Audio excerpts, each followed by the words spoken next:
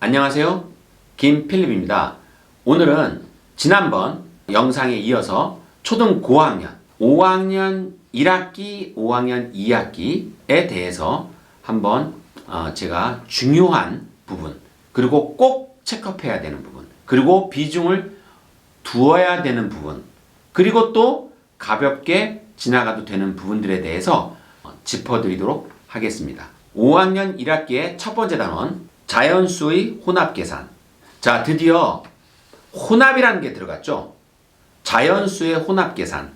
예, 이것은 단순히 2 더하기 3, 예, 이런 것이 아니라 이제 혼합을 해서 계산한다는 뜻이고, 요게 조금 더 발전되면서 결합법칙, 분배법칙 이런 식으로, 그러니까 숫자들을 좀 더 세련되게 다루는, 그리고 좀 더 수준이 높게 다루는, 손가락 2개로 뭐 더하기 뭐 이렇게 해서 끝나는 게 아닌, 예, 그래서 이제 드디어 본격적으로 더 수준이 높은 수학에 다가가기 위한 발걸음을 내딛는다. 이렇게 이해를 하시면 될 것 같습니다. 그리고 요 자연수의 혼합 계산을 자칫 너무 비중을 안 두고, 그리고 아이가 잘 못해도 그냥 넘어가 버리면 이게 나중에 정말 대수 연산에서, 특히 문자와 숫자가 혼합된 연산에서도 굉장히 더 많이 힘들어지고, 그리고 그런 류의 문제들을 굉장히 싫어하게 됩니다. 따라서 자연수의 혼합 계산, 특히 혼합자가 들어갔을 경우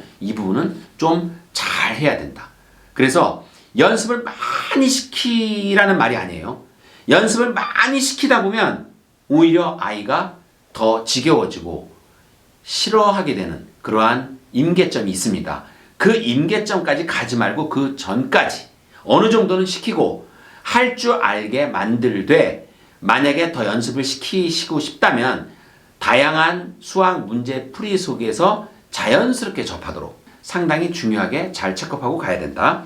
두 번째, 약수와 배수. 너무 중요하죠. 왜냐하면 이 약수와 배수가 나중에 공약수, 공배수, 그리고 최대 공약수, 최소 공배수로 이어지고 각종 수학 풀이에 어마어마하게 이용이 됩니다. 그냥 단순히 약수와 배수로 끝나는 게 아니에요. 그러니까 이 약수와 배수는 약수에서 약이 무슨 뜻인지, 배수에서 배가 무슨 뜻인지, 그리고 그것들이 나중에 우리를 어떠한 더 높은 수학의 어떤 경지로 또는 차원으로 인도를 하게 되는지에 대해서도 미리 펼쳐나갈 미래에 대해서 보여주는, 그래서 사실은 설명을 잘하는 선생님이라면, 그리고 그럴 자신이 있다면, 그리고 그 정도의 역량이 있다고 판단이 들 때는 사실은 이 약수와 배수로부터 시작해서 공약수, 공배수, 최대 공약수, 최소 공배수로 이어지는 큰 줄거리를 잡아주는 게 좋다. 그리고 수학은 자꾸 그렇게 줄거리를 앞뒤로 연계시키면서 설명해 주는 게 너무 중요하고 너무 좋아요. 그렇게 배운 애들이 수학을 점점 좋아하고 사랑하게 됩니다. 이건 정말 중요한 거니까 꼭 그런 것을 유념해서 그렇게 아이를 지도하면 좋을 것 같습니다. 그리고 세 번째 단원, 규칙과 대응. 자, 드디어 오늘 얘기의 가장 중요한 포인트가 등장했습니다. 제가 4학년 과정들을 짚어가면서 4학년 때 규칙 찾기라는 단원에서 제가 말씀을 드렸죠. 요게 5학년 규칙과 대응으로 연결이 된다. 그러니 잘 봐둬라, 또는 잘 해둬라. 드디어 규칙과 대응. 사실 이게 함수예요. 그래서 규칙과 대응은 정말 잘 가르쳐야 됩니다.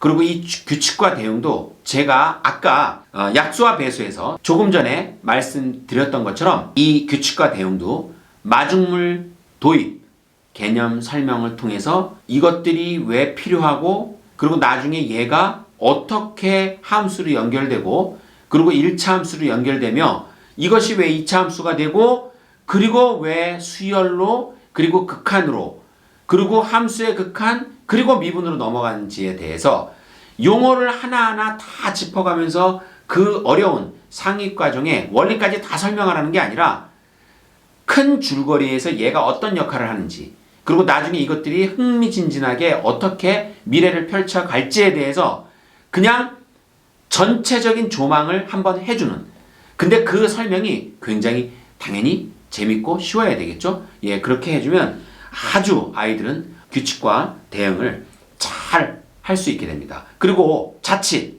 나중에 함수에 가서 발목이 잡히고 그리고 수열에 가서 발목이 잡히는 그러한 슬픈 상황이 벌어지지 않게 됩니다. 그러니 꼭 이 규칙과 대응은 정말 잘 가르치고 그리고 아이들이 잘 배웠는지 확인하시기 바랍니다. 5번 약분과 통분. 약분과 통분이 안 되면 분수 연산을 할 수가 없죠. 특히 분모가 다른 더하기나 빼기는 통분이 안 됐을 때는 손을 댈 수가 없습니다. 따라서 이 약분과 통분은 분수 연산에서 굉장히 중요한 개념이고, 이 아이가 분수의 덧셈과 뺄셈 같은 분모끼리는 잘했는데 갑자기 약분과 통분이 안 된다? 그러면 제가 중요한 포인트를 알려드릴게요. 얘는 곱하기가 잘 안 되는 겁니다. 왜냐하면 약분을 할 때도 통분을 할 때도 기본적으로 이용되는 건 나누기처럼 보이지만 사실은 곱하기예요. 그래서 머릿속에서 곱하기가 팍팍팍팍 구구단이 팍팍팍팍 너무너무 잘 떠올라야 됩니다. 그래서 이 부분 약분과 통분이 잘 안 된다면 막 윽박지르지 마시고 얘가 곱하기를 얼마나 잘하는지 앞에서 잘 지켜보시다가, 그렇다고 곱하기 2, 1은 2, 2, 3은 6서부터 막 그 구구단 그 가로치기 그 공백 해가지고 막 메꾸는 그런 거 시키지 마시고요. 그냥 조금 기다려주세요. 얘가 아직 곱하기가 좀 서툴구나 라고 생각한다면 분수의 약분과 통분을 할 때 좀 더 기다려주고, 그리고 곱하기를 좀 더 잘 할 수 있도록 응원해주고, 그리고 당연히 연산 폭격은 하지 말고 곱하기에 대해서 좀 더 잘 할 수 있는 그러한 어떤 아주 많지 않은 양의 문제를 조금 더 풀 수 있도록, 그리고 곱셈에 대해서 자신감이 더 확보될 수 있도록 그렇게 만들어 주시면 도움이 될 것 같습니다. 그리고 5단원 분수의 덧셈과 뺄셈. 한꺼번에 제가 다 설명했네요. 벌써. 분수는 더하기 빼기가 곱셈 나눗셈보다 더 어려워요. 아이들 중에 분수 더하기 빼기는 잘 못하는데 곱셈하고 나눗셈은 잘한다. 그러면 무조건 통분이 안 되는 거고, 그리고 그 통분이 안 되는 이유는 아까 제가 얘기했다시피 곱하기가 아직 수월하지 않다. 이렇게 판단하시고 그 부분을 잘 체크업하고 다져주시면 좋을 것 같습니다. 6번 다각형의 둘레와 넓이. 이 6단원 다각형의 둘레와 넓이. 자, 여기서 다각형이 정사각형이 있어요.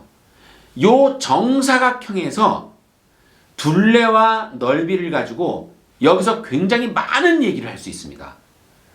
무리수에 대해서 얘기를 끌어낼 수 있고 제곱근에 대해서 얘기를 끌어낼 수 있고, 우리가 수직선에 표현되는 수많은 수들 중에 우리가 나누기를 했을 때 끝까지 떨어지지 않는 무한소수에 대해서도 얘기할 수 있고, 사실은 확장성이 굉장히 좋은 단원이에요. 그래서 다각형의 둘레와 넓이라는 딱 제목을 봐도 이건 기하에 대한 얘기지만 여기서 대수의 아주 중요한 그 파트를 차지하는 아주 중요한 원리들을 아이 머릿속에 씨앗처럼 심어놓을 수 있으니 잘 수업을 하면서 확장성 있게 펼쳐나간다면 이 아이는 수학적으로 아주 엄청난 발전을 일취월장할 수 있는 기회를 얻게 될 것입니다.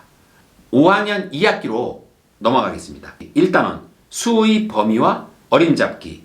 당연히 여기서 반올림, 올림, 버림 뭐 이런 것들에 대한 중요한 개념들을 배우는데, 이 어림잡기에서는 우리가 실생활에서 응용할 부분이 상당히 많아요.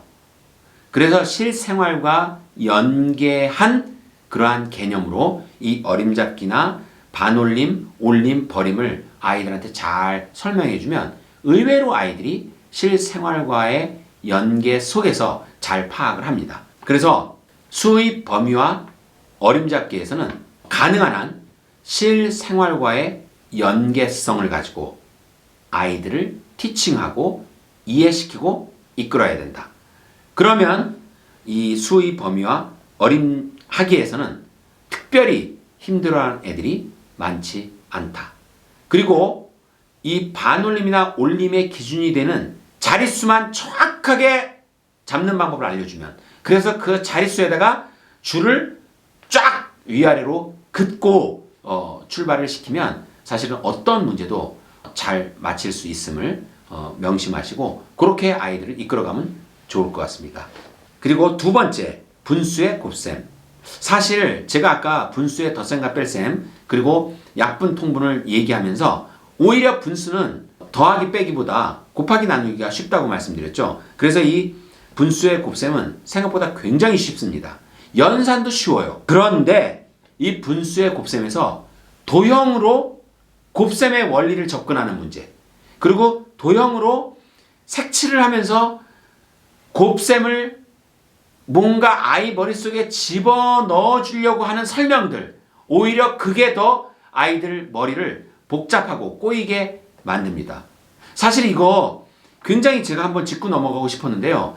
교과서나 이런 데서 분수의 곱셈을 유난히 그림을 그려서 막대기를 그리고 네모난 어떤 면적의 넓이를 구한 다음에 그걸 뭐 3으로 자른 다음에 3분의 1에 다시 또 9분의 1이면 또 그걸 9개를 잘라서 막 이렇게 하는데, 의외로 이 개념이 머릿속에 잘 안 들어온 아이들이 많고요. 그리고 오히려 대수로 그냥 분수를 딱 받아들이면 쉽게 받아들일 수 있는 걸 자꾸 도형에다가 그 모양, 막대기 이런 것으로 환원해서 아니면 그런 것들로 변환해서 이해시키려고 하는 노력, 그리고 또 그것에 기반을 둔 또는 그것을 바탕으로 한 그런 문제들로 인해서 오히려 아이들이 잘 받아들일 수 있었던 분수의 곱셈이 머릿속에서 더 꼬여버리고 더 망쳐버리는 그러한 부작용이 너무 많이 속출하고 있어요. 이거는 나중에 차제의 교육 과정에서 좀 심각히 고민을 해봐야 될 부분인 것 같습니다. 어머님들께서도 그런 거를 잘 살펴서 아이가 분수의 연산에서, 특히 분수의 곱셈에서 대수적으로 문제가 없다면 굳이 그 부분을 깊게 파고들려고 하지 말아라. 어차피 나중에 중등, 고등으로 올라가면 아무도 분수를 그런 막대기를 놓고 시키거나 아니면 그걸로 이해시키려고 접근하려는 시도조차 하지 않으니 아무 걱정하지 마시고 아이가 대수적으로 큰 문제 없이 분수의 곱셈을 잘 한다면 아주 멋지게 잘했다고 등 두들겨주고 다음 단계로 넘어가시면 될 것 같습니다. 세 번째 단원, 합동과 대칭. 똑같은 도형을 찾는 거죠. 각도도 똑같고 변의 길이도 똑같고. 근데 이게 나중에 중등 고등에 가서 기하에 크게 연계되거나 어떤 것들에 아주 단단한 크고 넓은 밑바탕이 되지는 않습니다. 따라서 연계성이 크게 중요한 그러한 단원이 아니고, 그리고 대칭도 마찬가지입니다.